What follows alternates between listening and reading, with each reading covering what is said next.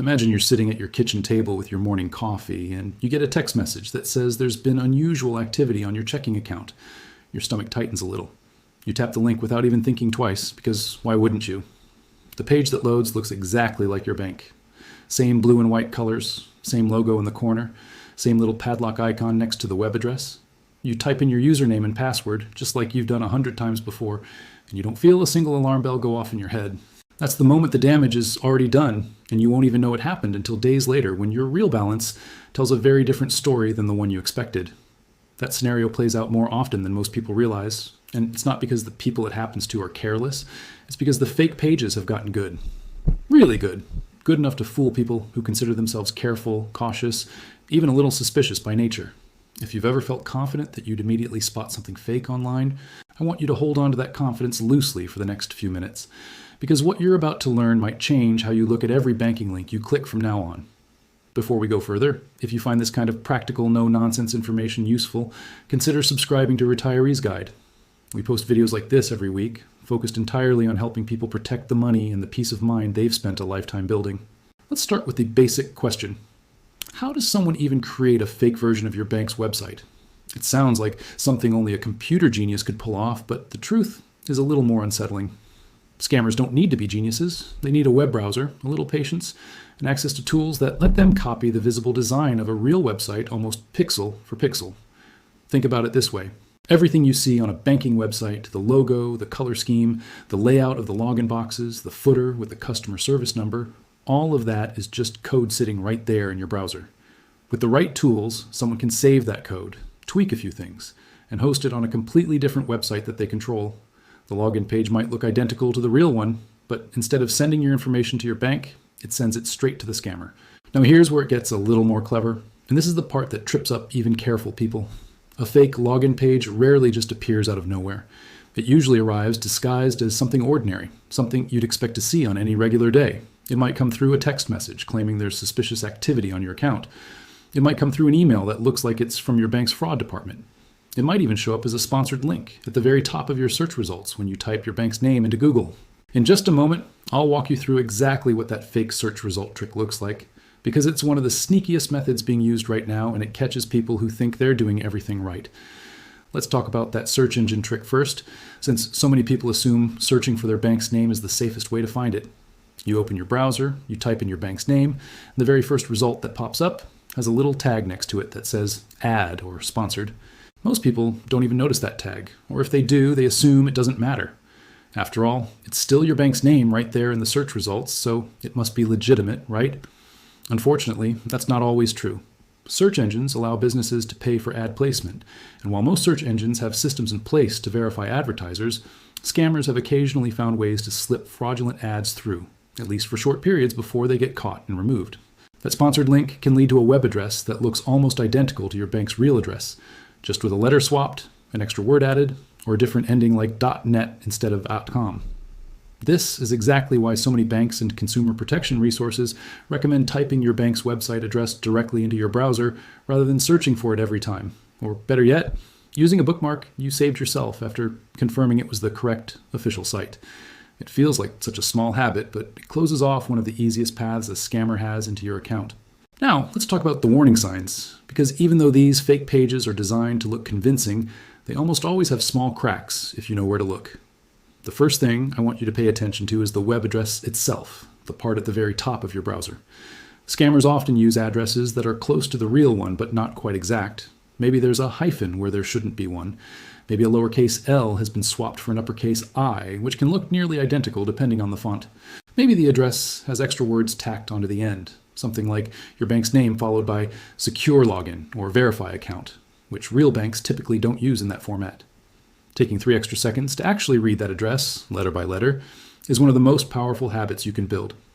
The second warning sign involves that little padlock icon so many of us have been told to look for. For years, the advice was simple. If you see the padlock, the site is safe. That advice used to be more reliable than it is today.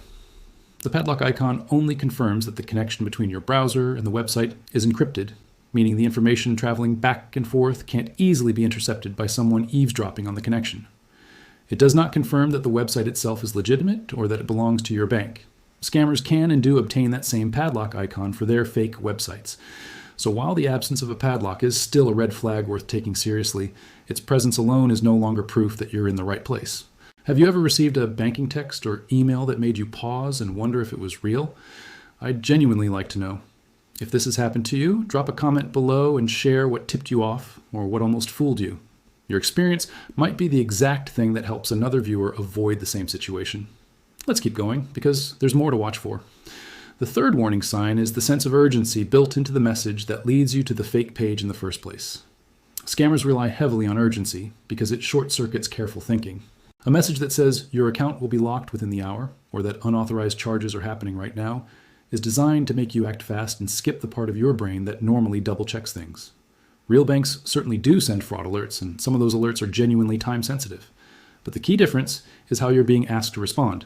If a message pressures you to click a link immediately and enter your login information to stop the activity, that's a moment to slow down rather than speed up. Many banks recommend, if you ever receive an alert like this, that you close the message entirely and log in independently through the bank's official app, or by typing the web address you already know is correct, rather than tapping any link provided in the message itself. The fourth thing worth noticing is what the fake page asks for once you land on it. Real banking login pages typically ask for your username and password, and sometimes a one-time verification code sent to your phone. That's usually where it stops on a normal login screen. Fake pages, on the other hand, often get greedy.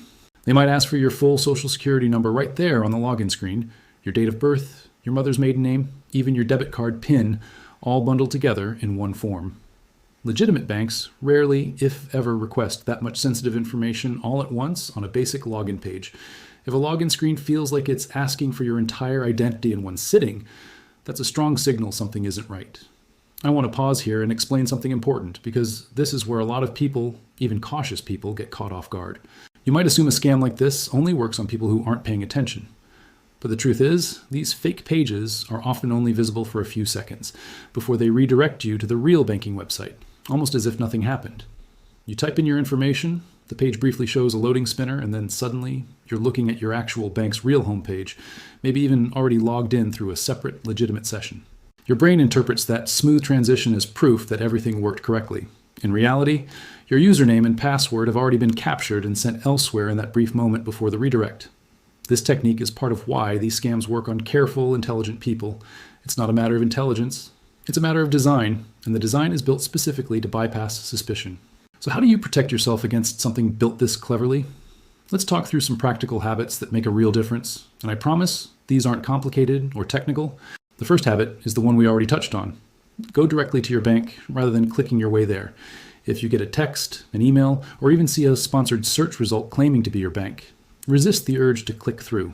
Instead, open a new browser tab and either type the address you already know is correct, or use the official mobile app you downloaded directly from your phone's app store. This single habit eliminates the vast majority of fake login page scams before they even have a chance to work. The second habit is verifying suspicious messages through a separate channel. If you receive a text or email claiming there's a problem with your account, call your bank using the phone number printed on the back of your debit or credit card, not any phone number provided in the suspicious message itself. Scammers sometimes include a phone number in their fake alerts too, and that number connects you to them, not your actual bank. The number on your card, however, is printed by your bank and can be trusted as your starting point. The third habit involves paying close attention to how a login page behaves.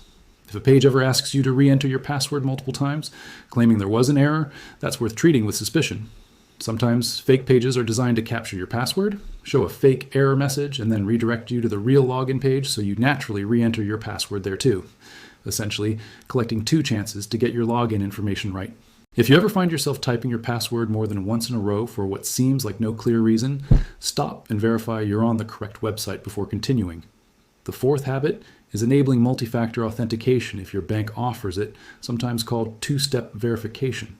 This means that even if a scammer manages to get your username and password, they would still need a secondary code, usually sent to your phone, to actually access your account. It's not a perfect solution, since sophisticated scams do exist that try to intercept these codes too, but it adds a meaningful extra layer of protection that stops many attacks before they can succeed.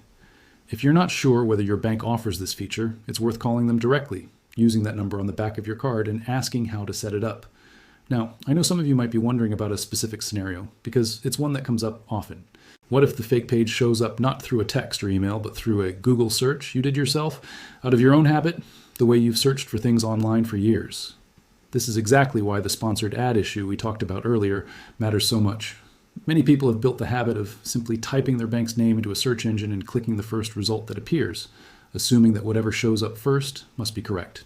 Search engines do work to catch and remove fraudulent advertisements, but there can sometimes be a gap between when a fake ad goes live and when it gets reported and taken down. During that window, real people can click through to a convincing fake page without any sense that something is wrong. Building the habit of scrolling past sponsored results, or better yet, skipping the search entirely in favor of a saved bookmark, closes that gap completely for you personally, regardless of how long it takes a search engine to catch a bad ad. Let's talk for a moment about something a little less obvious, which is how these scams often target specific moments in your life when your guard might naturally be lower. Think about the beginning of the month, right around when Social Security payments or pension deposits typically arrive. Scammers are aware that this is a time when people are actively checking their bank balances, expecting deposits, and paying closer attention to account activity than usual. A fake fraud alert that arrives during this window can feel especially believable because you're already primed to be thinking about your account. It's not that anything sinister is happening with your actual deposit. It's that the timing of the scam message is designed to align with when you're most likely to react quickly without stopping to verify. Has anything like this ever happened to you around the time your monthly deposit arrives? I ask, because so many people tell us they've noticed this pattern themselves. And recognizing it ahead of time really can make a difference in how you respond in the moment. And let's shift gears slightly and talk about what to do if you're ever unsure whether you've landed on a real page or a fake one right in the moment it's happening. The safest move is always to stop before you type anything at all. Close the tab or the app entirely. Open a fresh browser window or restart the app from your home screen and navigate to your bank independently, the way you normally would on any regular day. If your account really does have an issue, it will still show up when you log in through your own trusted path. You lose nothing by taking this extra step, but you gain a tremendous amount of protection. And if you've already entered your information on a page you now suspect might have been fake, please don't feel embarrassed or panic. This happens to intelligent, careful people every single day, precisely because these scams are engineered to look convincing. The most important thing is acting quickly. Contact your bank immediately using the number on your card. Explain what happened, and they can help you secure your account, which might include changing your password, monitoring for unusual activity, or issuing you a new card number if needed. Many banks also have fraud protection policies that can help limit your financial responsibility for unauthorized transactions, though the specific protections can vary depending on your bank and the type of account involved, so it's worth asking your bank directly what protections apply to your situation. I also want to address something that comes up often in conversations about this topic, which is the assumption that only people who aren't tech-savvy fall for these scams. That's simply not accurate. These fake pages are specifically engineered using design psychology, urgency, and visual mimicry that can catch anyone off guard, regardless of how much experience they have using computers or smartphones. In fact, sometimes the people who feel the most confident about spotting a fake are at a slight disadvantage because that confidence can lead to less careful double-checking in the exact moment it matters most. The goal here isn't to make you distrust every single email or text you receive. It's to build a small handful of consistent habits that protect you automatically, without requiring you to become an expert or to live in a constant state of suspicion. Let's talk about one more method scammers commonly use, which involves fake customer service numbers rather than fake login pages directly. Sometimes, instead of leading you to a cloned website, a scam message will simply provide a phone number and ask you to call regarding a supposed problem with your account. When you call, a person on the other end, sounding calm and professional, will walk you through what feels like a normal verification process, asking for your account number, your login credentials, or a one-time code that was just sent to your phone. This approach skips the fake website altogether and instead uses a real human voice to build trust and extract the same sensitive information. The same core protection applies here as well. Always use the number printed on your card or found on your bank's official website, typed in directly, rather than any number provided to you through an unsolicited message or call. As we wind down here, I want to bring this back to something simple and reassuring. You don't need to become a cybersecurity expert to protect yourself from fake bank login pages. You need a small set of habits that you can repeat every single time, almost without thinking. Type your bank's address directly instead of clicking links. Use your saved bookmark or official app instead of searching every time. Call the number on your card if anything feels off, rather than any number in a message. Take 3 seconds to actually read the web address before you type your password. And if anything ever feels rushed or urgent in a way that pressures you to act immediately, treat that pressure itself as the warning sign, because that's often exactly what it's designed to be. If you've ever come across a login page or a message that made you stop and think twice, share your experience in the comments below.